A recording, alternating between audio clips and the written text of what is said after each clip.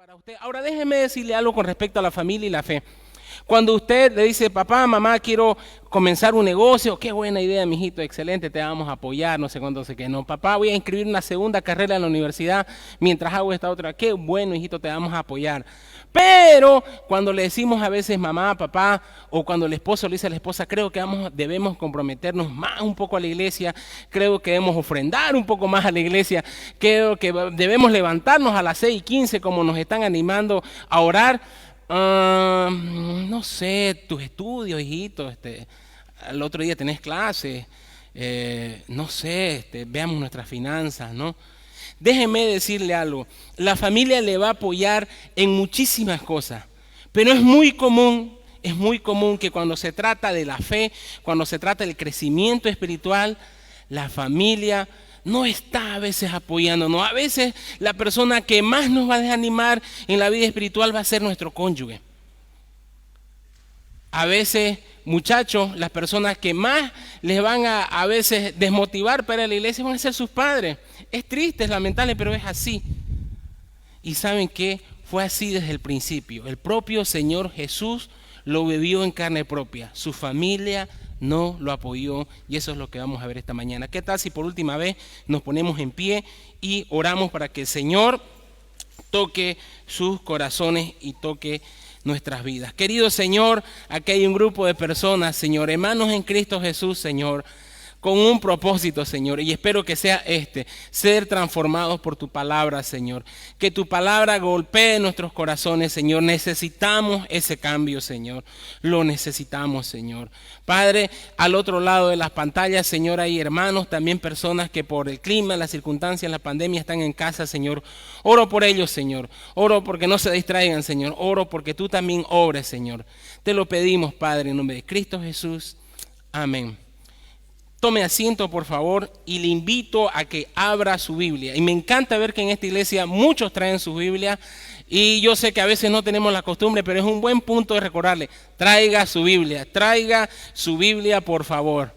Y siempre recomendamos el papel, porque en el tema del dispositivo digital, usted está leyendo su Biblia, llegan las notificaciones, llegan las cosas, y cuando usted acuerde, en vez de estar atendiéndome a mí, están viendo las historias de Facebook o mucho peor viendo un TikTok. ¡Qué desastre! Así que mejor traiga por favor su Biblia de papel. Ayer recordábamos esta semana el día del libro. Si no tiene una, cómprese una. Bien, allí en Marcos capítulo 3, vamos a ver los versículos 20 y 21 y luego vamos a ver los versículos 31 al 35. Vamos con el versículo 20. Y como he hecho mucha barra que abran su Biblia, yo voy a leer el versículo 20 y ustedes van a leer el versículo 21. Y luego yo leo el 31 y ustedes el 32 y así. Versículo 20, Marcos 3, 20. Y se agolpó de nuevo a la gente, de modo que ellos ni aún podían comer pan.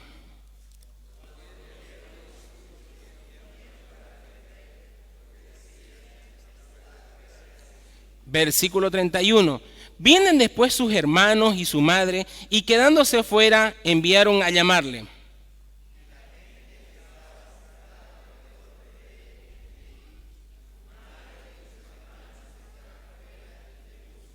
Él les respondió diciendo, ¿quién es mi madre y mis hermanos?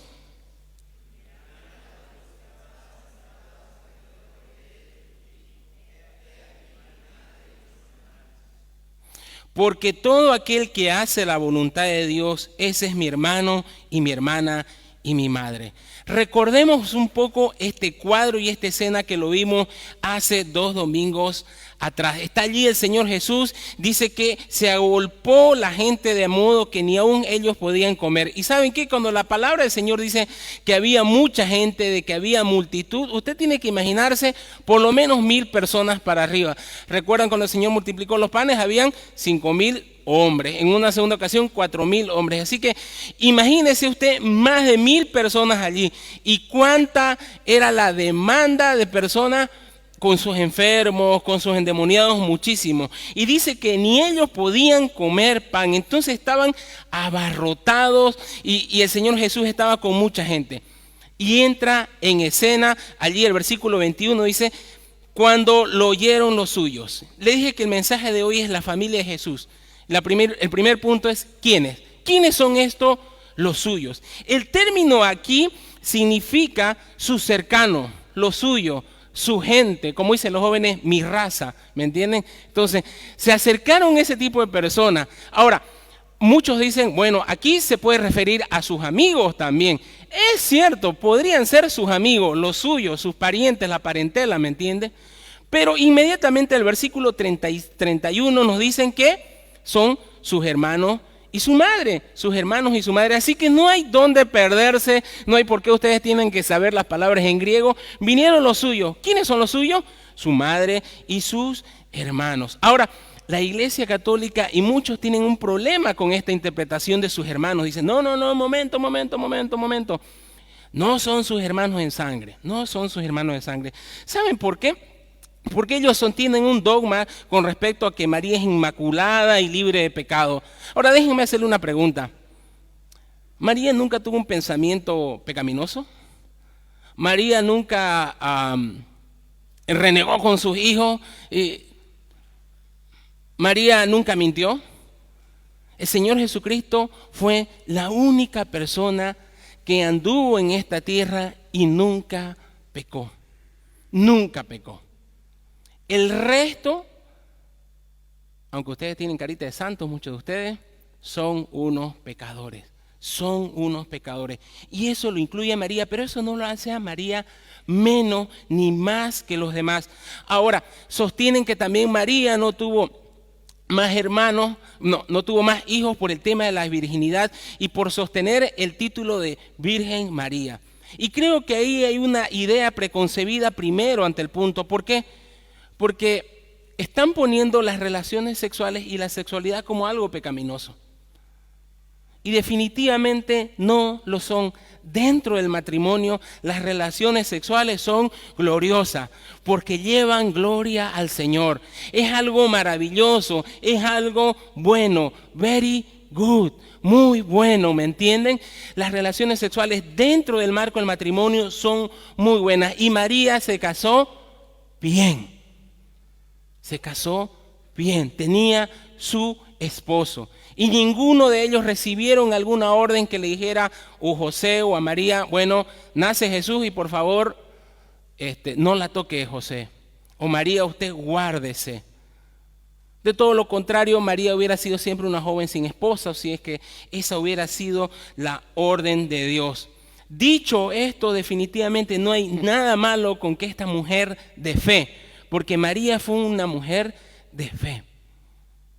Y José también, que hubiera tenido hijos después. Los hijos son una bendición para la familia, es una bendición para el hogar. Y sí, la familia de José y María fue una familia muy, muy bendecida. No solamente por el nacimiento del primogénito Jesús, sino porque llegaron mucho más niños. Y la evidencia bíblica es abrumadora. En Juan 2:12, por ejemplo, con respecto a la situación de las bodas del Caná, dice, después de esto descendieron a Capernaum, y fíjense el orden, él, su madre, él es Jesús, su madre y sus hermanos y sus discípulos. Fíjense ese orden, Jesús, su mamá, sus hermanos y sus discípulos. En Marcos 6:3, ante el cuestionamiento y la sabiduría demostrada por el Señor Jesucristo y su poder, sus propios vecinos, sus propios paisanos, allí en la pequeña ciudad de Nazaret, dice, ¿no es este el carpintero, hijo de María, hermano de Jacobo, de José, de Judas y de Simón? Y aquí usted tiene los nombres de los hermanos de Jesús, se los repito de nuevo, Jacobo, José, Judas y Simón. Y no están también aquí con nosotros sus hermanas, y no tenemos los nombres, pero esta palabra está en plural, así que por lo menos Jesús tenía 2 hermanas más. Y dice, se escandalizaban de él, pero lo conocemos lo conocemos, se ha criado aquí con nosotros. Lo conocemos a sus hermanos, sus hermanas las conocemos.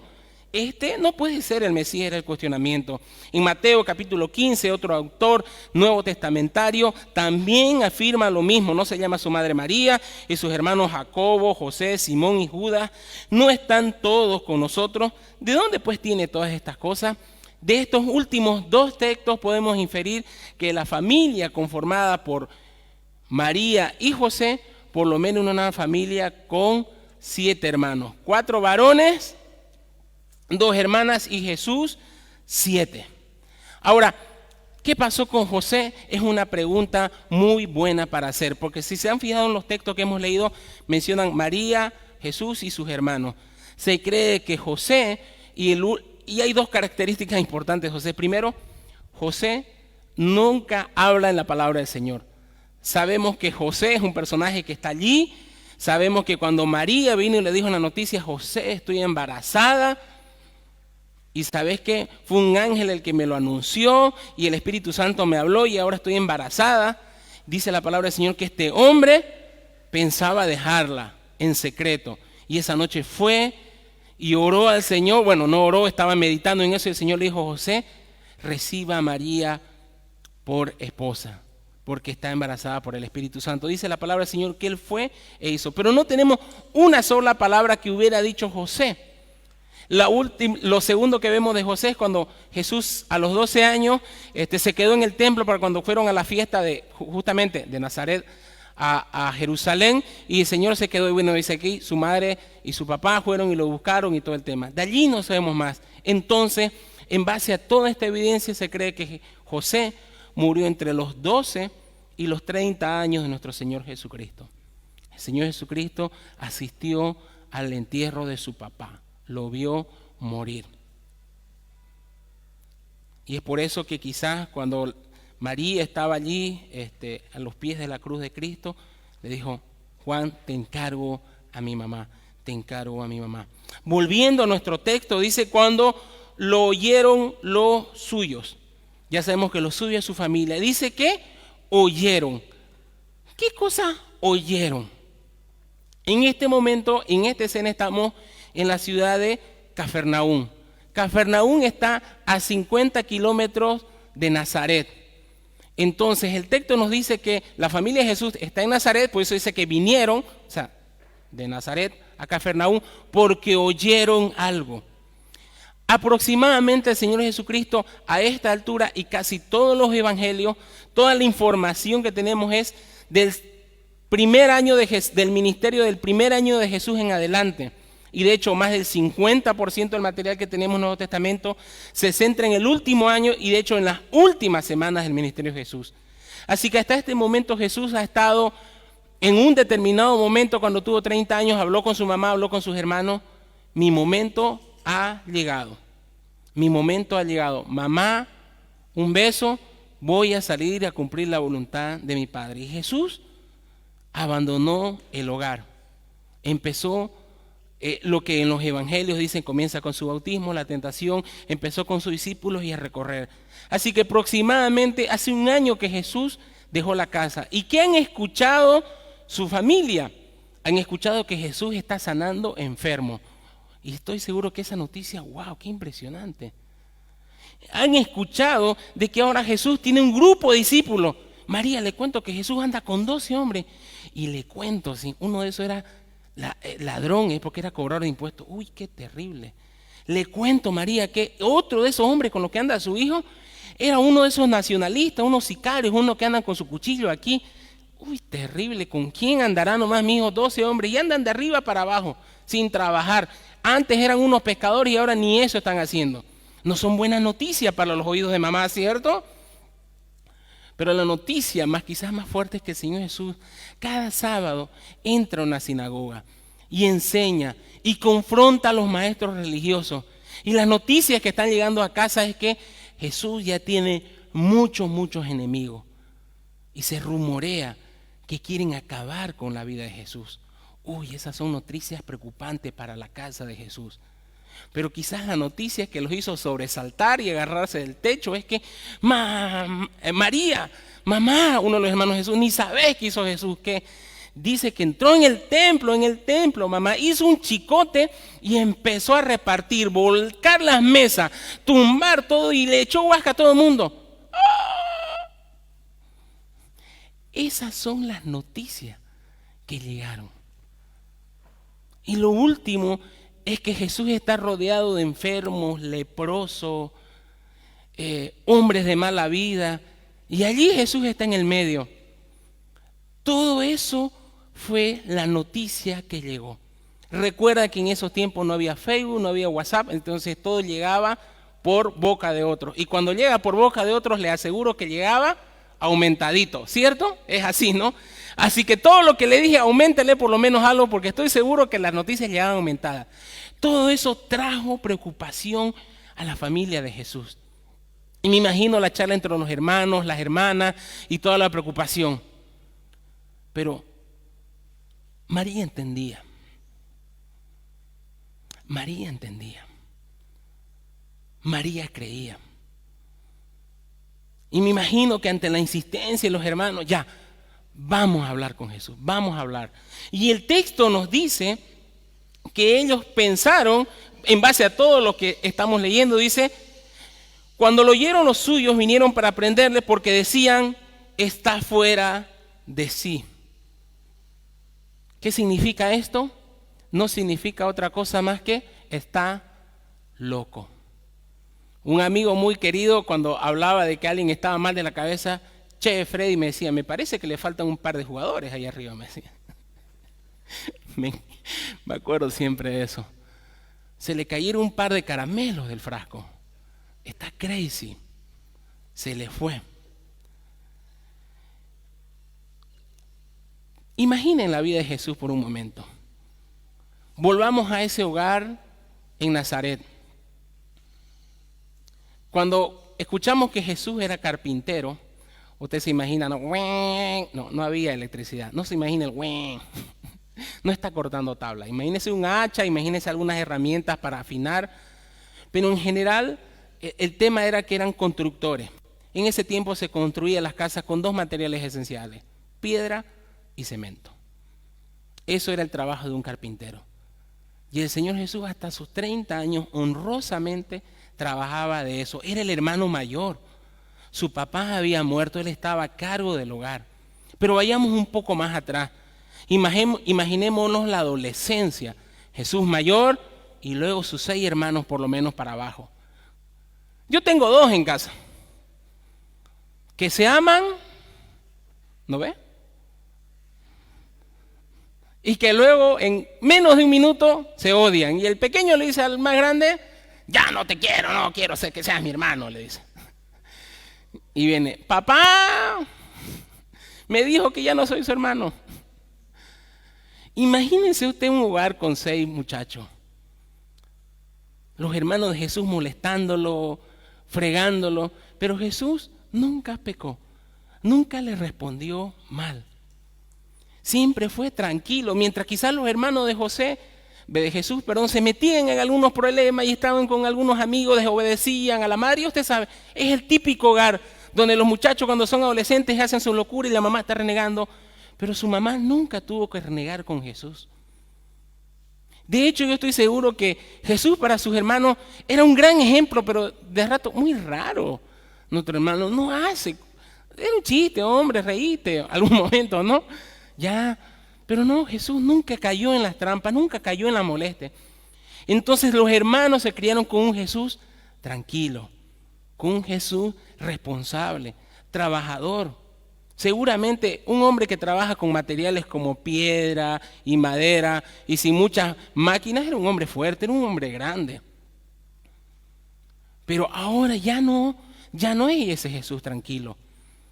Ahora camina de aquí para allá, recorriendo aldeas, sanando, enseñando, y con un grupo de 12 hombres que tienen muy dudosa reputación. Definitivamente, para ellos, Jesús está loco. Y hay algo más. Sus hermanos no creen en lo que él está diciendo. Sus hermanos creen que no solamente está loco, sino que todo lo que está diciendo es mentira. Allí en Juan capítulo 7, versículos del 1 al 5, dice lo siguiente. Después Jesús recorrió la región de Galilea, quería alejarse de Judá, donde los líderes religiosos estaban tramando su muerte. Pero se acercaba el tiempo judío, el festival de las enramadas, y los hermanos de Jesús le dijeron, fíjense esto, y escuchen el tono, sal de aquí y vete a Judea, donde tus seguidores puedan ver tus milagros. No puedes hacerte famoso si te escondes así. Si tienes poder, cosas para hacer tan maravillosas, muéstrate al mundo. Y el texto concluye, pues ni sus hermanos creían en Él. Fíjense ese tono burlón. Fíjense esa separación que buscaban de tener. Jesús, estás aquí con nosotros y no nos sentimos muy cómodos. ¿Por qué no vas, Jesús? Ya viene la fiesta, Jesús. En Jerusalén, ve, Jesús, ve. Anda a hacer tus cosas, Jesús, allá, anda. Porque sus hermanos no creían en Él. Es cierto,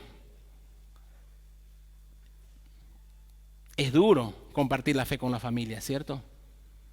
Pero tenía que cumplirse lo que está en el Salmo 69:8. Dice, extraño he sido para mis hermanos y desconocido para los hijos de mi madre. Yo he tenido la experiencia, y quizás muchos de ustedes acá, de ser el primer creyente dentro de la familia. El primero que llegó a casa y decir, ¿saben qué? Creo en Jesús. ¿Saben qué? Voy a entregar mi vida a Jesús.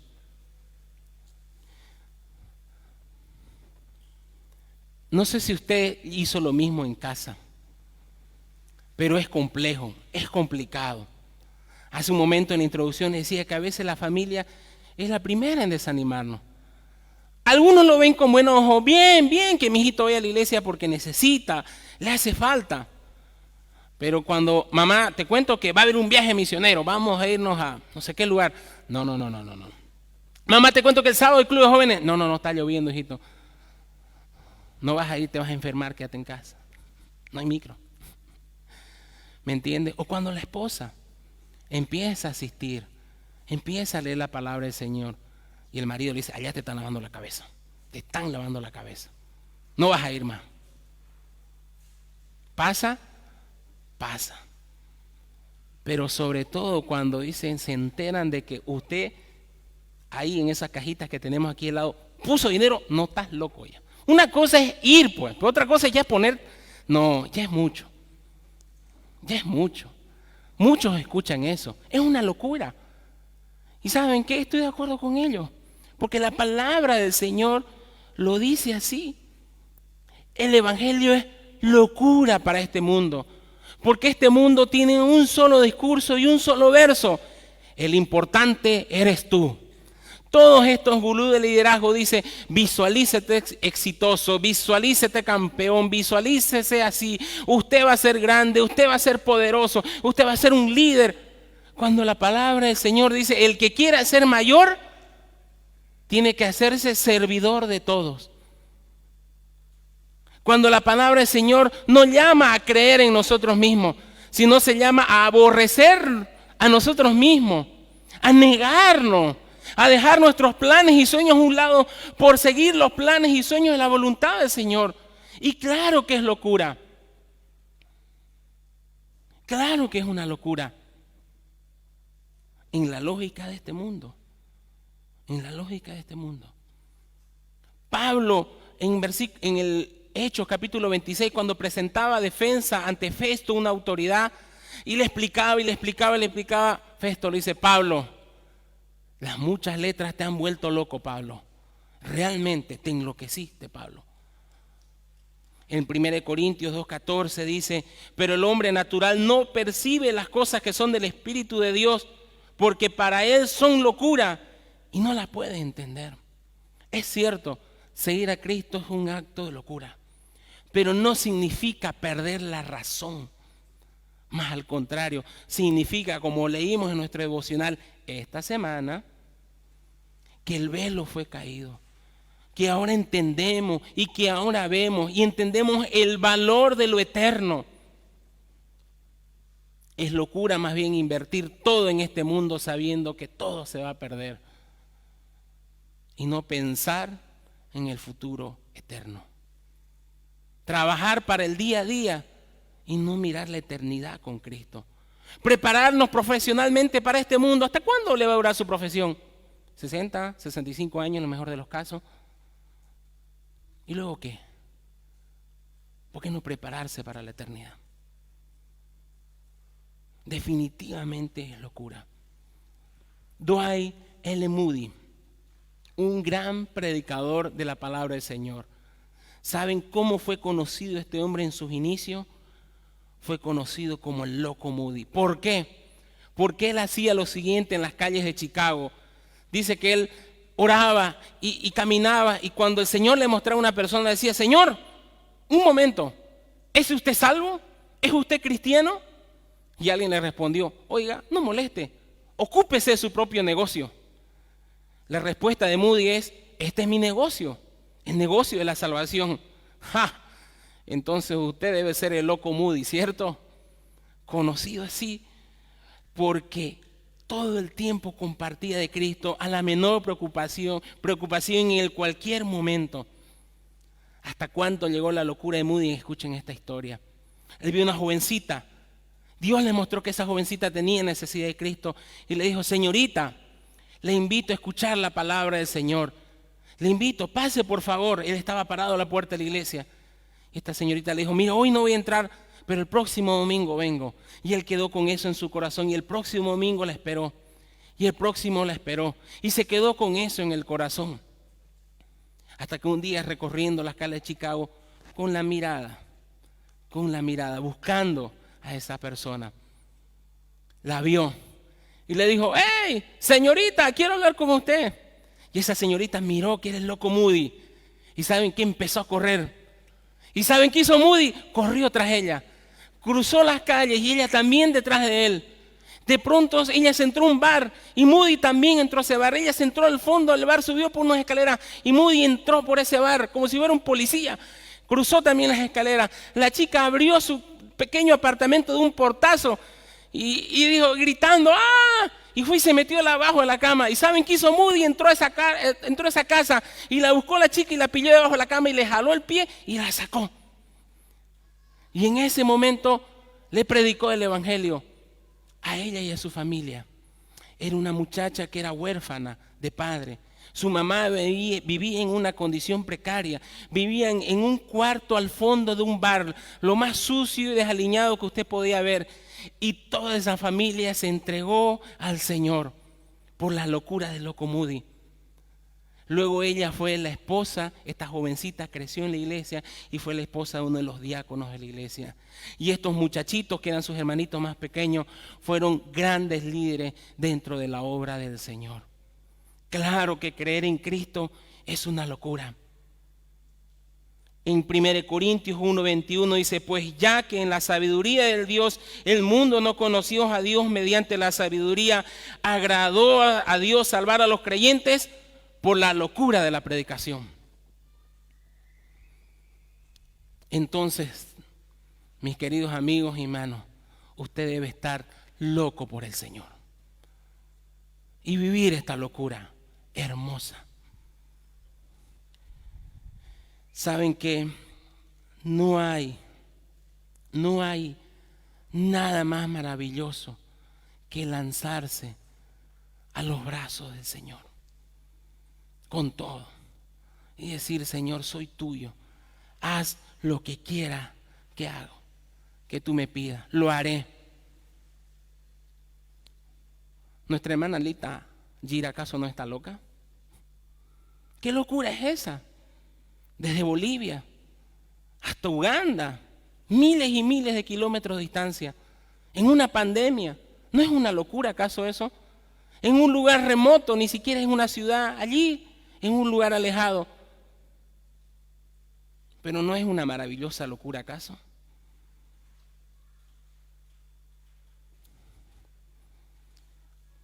Un gran autor, Millard Combe, describe el cristianismo y dice: sí, el cristianismo es una especie de locura. Es triste que sea tan infrecuente.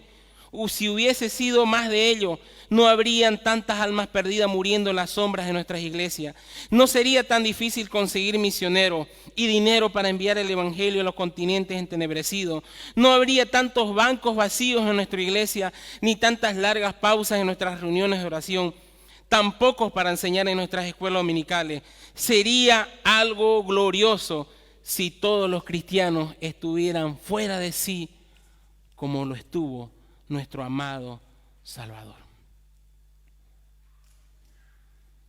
La familia de Jesús creyó que estaba fuera de sí y venían para llevárselo. La palabra del Señor dice: para prenderle. Esta palabra significa ser arrestado, ser llevado por la fuerza. No venían a convencer a Jesús de que vuelva a casa.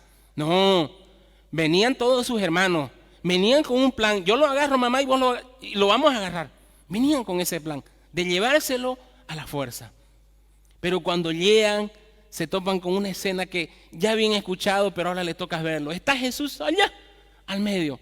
Ya hay un montón de personas alrededor. Y Jesús se está enseñando.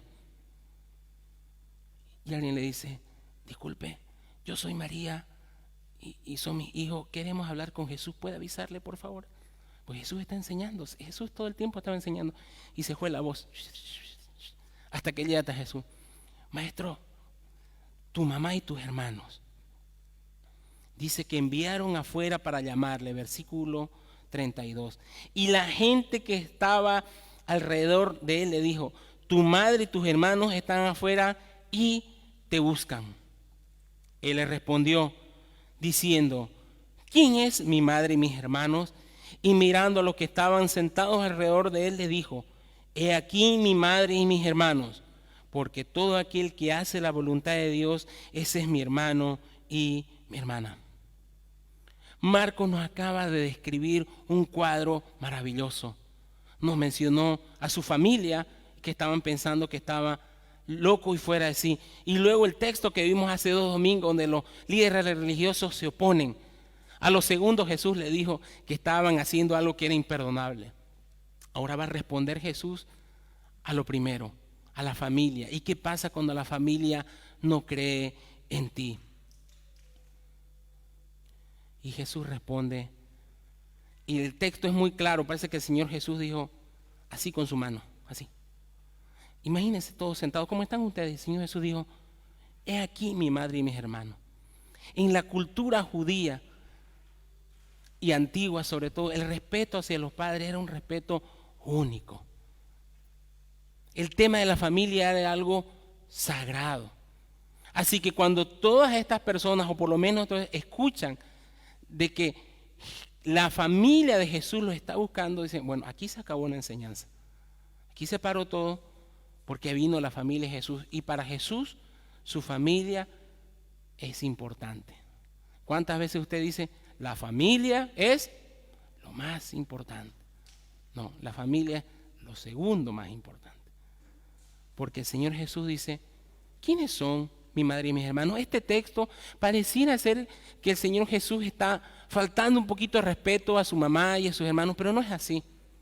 El Señor Jesús nunca pecó, nunca fue irrespetuoso. Él siempre cumplió con el 5.º mandamiento, honrar a su padre y a su madre. 5.º mandamiento, honrar a su padre y a su madre. Él lo cumplió. Pero Él está aprovechando esta interrupción para dar una enseñanza profunda. ¿Quiénes son mi padre y mis hermanos? Y Él dice, todo aquel que hace la voluntad de Dios, ese es mi hermano y mi hermana y mi madre.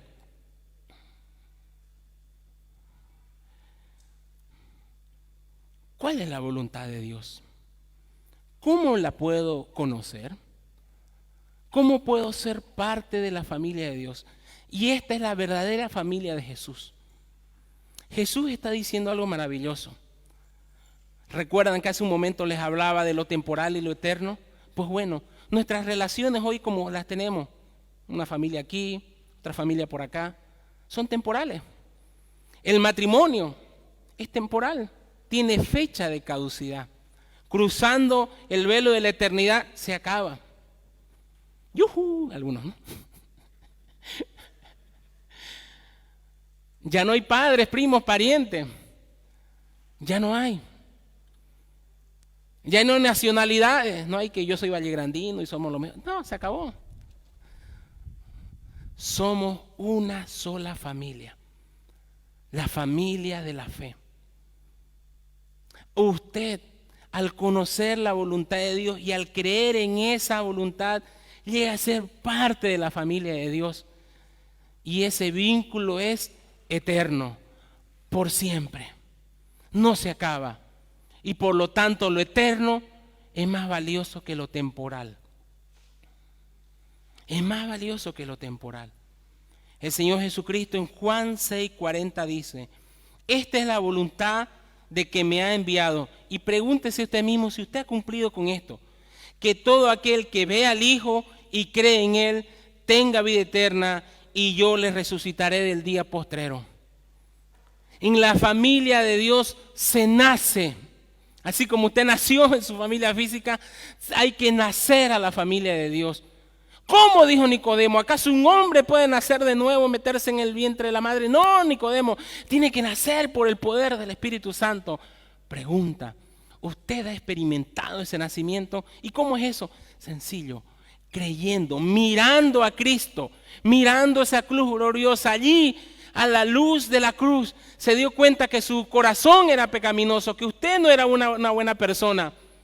Y allí reconoció que era un pecador y le dijo: Cristo Jesús, reconozco que soy un pecado, me arrepiento de la vida que he llevado rebelde ante ti. Y abrazó a Cristo como su Salvador. En ese momento, el Señor Jesucristo lo toma a usted y le dio una nalgada ahí. Nació a la vida espiritual.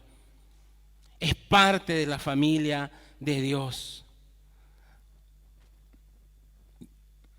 Aquí en mi cédula de identidad dice dónde nací, la fecha, y por los apellidos se pueden diferenciar los apellidos de mi padre y de mi madre. ¿Cuál es el certificado de nacimiento del creyente? ¿Cuál es la cédula de identidad que acredita que usted está vivo espiritualmente? El Señor Jesucristo dice: porque todo aquel que hace la voluntad de Dios, ese es mi hermano, hermana. No solamente es experimentar el nacimiento, es vivir cada día deseando hacer la voluntad de Dios. Hoy más que nunca hay un montón de personas que dicen haber experimentado el nacimiento de Cristo, que dicen haber tenido una experiencia maravillosa de conversión. Hasta cuando cuentan su conversión, casi fuego descendido del cielo. Pero cuando uno escarba en su vida, ni siquiera hay que escarbar, hay que mirar solamente. No hay ninguna evidencia de que esta persona ame a Dios, porque no ama su palabra, porque no la lee, porque no cree en ella. Querido hermano, siempre preguntan: oiga, ustedes ahí desde el púlpito, muchos nos hacen dudar si somos creyentes o no, y nos tienen así medio nerviosos. Qué bueno, estamos haciendo nuestro buen trabajo. Porque es nuestra obligación todo el tiempo animar a que usted examine su evidencia, vea su vida, que no se esté engañando a usted mismo.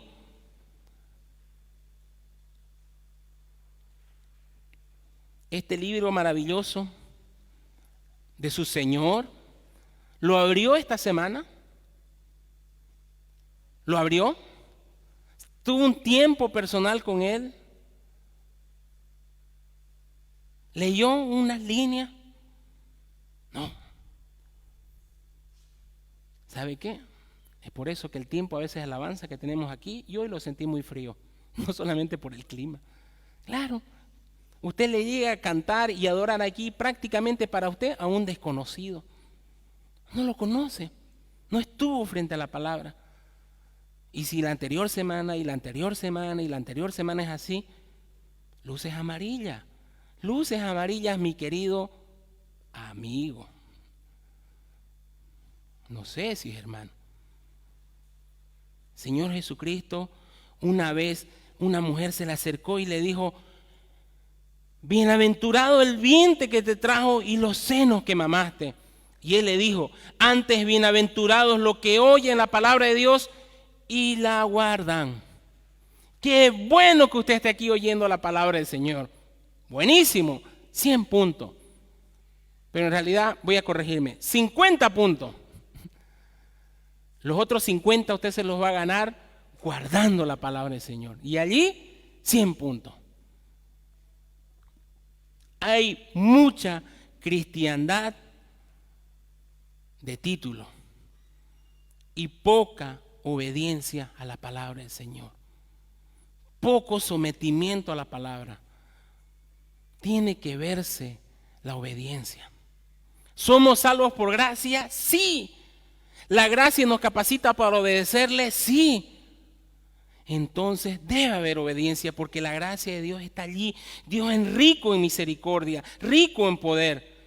En Juan 8:31 Dios hizo la prueba, el test, hoy que tanto nos hablamos de test, ¿no? PCR y todos los demás. El test, la gotita que va a caer en su vida para saber si usted es positivo o negativo. Jesús lo dijo cortito: si ustedes permanecen en mi palabra, serán verdaderamente mis discípulos. Si usted permanece en la palabra del Señor, es verdaderamente parte de la familia de Dios.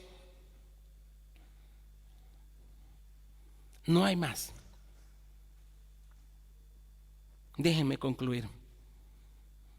Dijimos que la familia de Jesús, por lo menos sus hermanos, no creo que hubiera sido así María, creían que estaba loco. Me imagino que Jesús dio esta enseñanza, terminó y después fue y atendió a la familia. Ese debe ser el orden, mis queridos hermanos. Primero el Señor y después la familia. Así que si le llegan familia a las 9, 8 de la mañana a la casa, en vez de decir, pastor, mire, no fui porque no, se los trae para acá. Comete ese acto de locura. Y el Señor Jesús fue y habló con sus hermanos y le dijo: yo sé que ustedes piensan esto, pero mis queridos hermanos, yo estoy seguro que les predicó.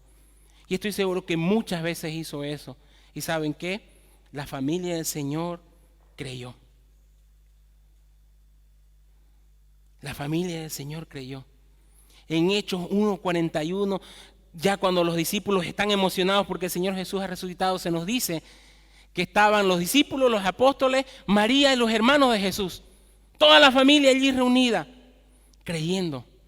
Pero no solamente estos sus hermanos de Jesús creyeron, sino que se escribieron en autores de la palabra del Señor. Hay 2 libros escritos por los hermanos de Jesús. Santiago, que no es Santiago ¿cómo se llama? El apóstol. Santiago, el hermano de Jesús. Y el libro o la carta cortita de Judas. De hecho, Santiago se convirtió en líder de la iglesia en Jerusalén. Cuando hubo una asamblea, ¿saben quién la presidía? Santiago. Y la segunda vez que hubo una asamblea importante fue porque Santiago había sido muerto. El medio hermano de Jesús fue muerto por creer en él. Pero es algo importante e interesante cuando usted lee tanto Judas como Santiago. Ellos nos dicen, Judas o Santiago, medios hermanos de Jesús, ellos dicen siervos de Dios. Ellos lo entendieron. No tenían que farsear el ser medios hermanos de Jesús. Ellos tenían que señalar la eternidad. Decían, somos siervos del Señor Jesucristo, siervos de Dios. La familia creyó. Y ese es un buen punto para usted, que por ahí usted está aquí, su esposo está en casa, o usted como esposo está aquí, su esposa está en casa. Es una muy buena oportunidad para perseverar, para seguir orando, para seguir dándose testimonio de fe. Es bueno y es un ánimo para las madres que tienen a sus hijos lejos, apartados, en problemas, en situaciones. Doble rodilla, ore, confíe en el poder del Señor. El Señor va a obrar. Ore, crea, confíe y dé un buen testimonio de la obediencia a la palabra del Señor. ¿Saben qué? El Señor Jesucristo dijo en Mateo 10:37, el que ama al padre o madre más que a mí no es digno de mí, y el que ama al hijo o a la hija más que a mí no es digno de mí. Sin embargo, cuando corremos a Cristo y buscamos su reino y su gloria, Él se encarga de nuestro hogar, Él se encarga de nuestra familia. Usted no va a cambiar a su esposo, usted ni siquiera ya va a poder cambiar a sus hijos. Es el Señor. Lo que depende de usted es depender del Señor, el guardar su palabra, y el Señor se encargará de lo suyo. Él trae la salvación y el Señor Jesucristo tiene el gozo de tener a su madre María, una mujer de fe, en el cielo, a su padre José, un hombre de fe. ¡Cuánta fe de José! Estoy embarazada, José, y por el Espíritu Santo.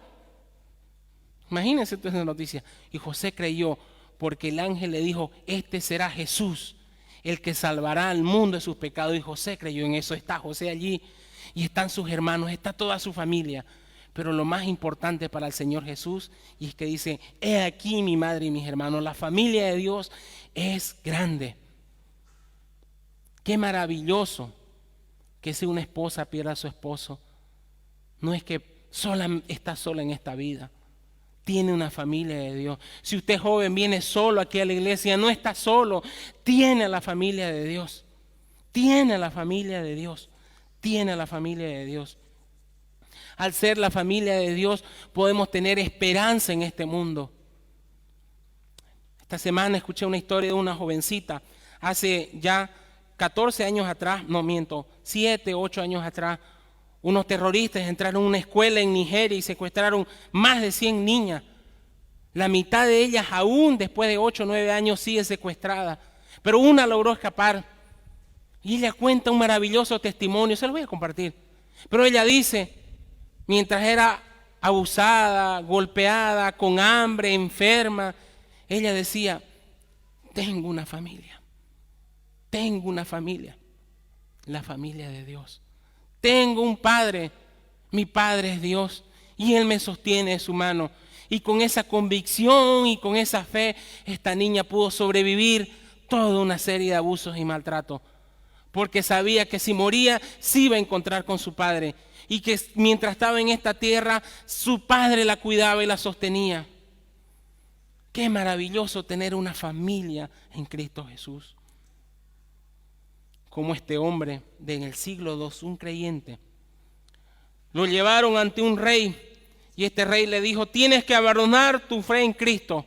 Él dijo, no Señor, no lo abandonaré. Si no abandonas tu fe, te voy a desterrar. Él dijo, Su Majestad, usted no puede desterrarme de Cristo, porque Cristo ha dicho, nunca te dejaré ni te abandonaré. Entonces el rey enojado le dijo, haré confiscar tus bienes y te quitaré todo. El hombre respondió, mis tesoros están en el cielo. Usted no puede ni siquiera tocarlo. Más bravo y molesto este hombre dijo, entonces lo único que me queda es matarte. Pero este hombre dijo, hace 40 años que estoy muerto. Morí a mí mismo, a mis pecados, y me morí con Cristo y resucitaré con Él. Mi vida está escondida en Cristo y con Dios. Por lo tanto, usted no puede matarme, porque la obra de Dios es eterna. Pongámonos de pie. Déjeme hacerle una pregunta a usted que está aquí conmigo en esta mañana y a los que están al otro lado. Si le pregunto por el nombre de su padre y de su madre, estoy seguro que me responde. Mi madre se llamaba tal y mi padre se llamaba tal. Pero hemos aprendido por la palabra del Señor que eso es temporal. Le pregunto, ¿es su padre Dios? ¿Es su hermano Cristo Jesús? ¿Es usted parte de la familia de Dios? Es una pregunta que debe ser respondida a la luz de la evidencia de su sometimiento a la palabra del Señor. Y no que deba llevar una vida perfecta, porque solo un hombre vivió una vida perfecta en esta tierra. Pero debe ser una vida marcada por una lucha contra el pecado que antes amaba. Una vida marcada porque ama a su Señor, ama sus Escrituras y su delicia está en obedecer su palabra y creer cada día en ella. Y su guía es su tesoro. Los valores en esta vida ya no son los de este mundo, ya no valora tanto lo que antes amaba. Le pregunto, ¿es usted de la familia de Dios? Hoy el Señor le llama a creer en Él. Es una locura completa creer en un carpintero que hace 2000 años fue crucificado en una cruz, el cual usted nunca ha visto físicamente. Pero esa es la locura del Evangelio, porque este hombre fue anunciado desde hace miles de años como nuestro Salvador y Señor, y con poder, con gloria sus hechos lo manifiestan. Y este Jesús hoy le invita a usted a creer en Él, a entregar su vida a Él y a poder rendirse ante Él, abandonar su pecado, renunciar a Él y venir a Cristo. Y Él le dice, te perdono, te limpio, bienvenido a mi familia. ¿Es usted de la familia de Dios? Déjeme decirle algo más mientras está con los ojos cerrados. Nadie es huérfano en este mundo, no, nadie es huérfano. O su padre es Dios o su padre es Satanás. quién es su padre, a qué familia pertenece. Querido Señor, obra en nuestros corazones, Señor. No nos dejes salir, Señor, sin responder esta pregunta: ¿quién es mi familia? Oh Señor, oramos, Señor, porque cada día, Señor, tú nos fortalezcas, Señor. Tú nos des fuerza, Señor. Nos lleves hacia tu palabra y tengamos, Señor, el valor y la locura de vivir, Señor, bajo tu voluntad, Señor. Te lo pedimos, Padre, en nombre de Cristo Jesús. Amén.